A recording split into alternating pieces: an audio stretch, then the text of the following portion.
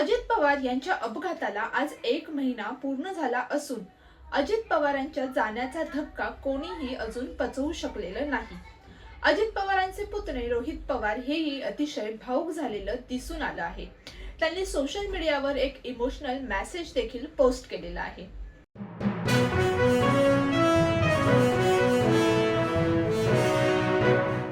तर दुसरीकडे अजित पवार यांच्या आठवणीत त्यांचे पुत्र जय पवार हेही भावुक झाल्याचे दिसले आहे.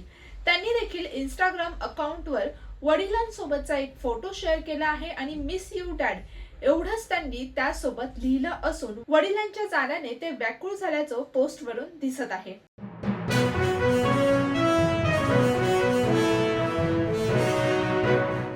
दिल्ली दारू घोटाळा प्रकरणात अरविंद केजरीवाल आणि मनीष सिसोदिया यांची राऊस एव्हेन्यू कोर्टाने निर्दोष मुक्तता केली आहे.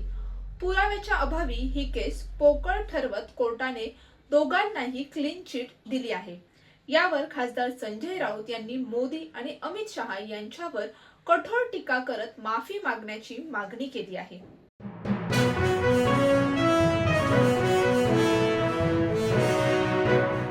अभिनेत्री प्राजक्ता माळी ही नेहमीच स्वतःबाबतचे सर्व अपडेट चाहत्यांसाठी प्रत्येक ठिकाणी पोस्ट करत असते.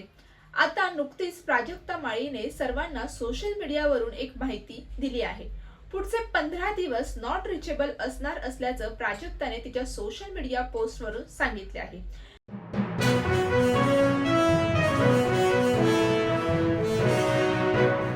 उदयपूरच्या राजेशाही वातावरणात गुरुवारी विजय देवरकोंडा आणि रश्मिका हे विवाहबंधनात अडकले आणि त्यांच्या भव्य लग्न सोहळा इतकाच त्यांच्या ठसठसीत दागिन्यांचा विषय देखील सध्या चर्चेचा ठरला आहे.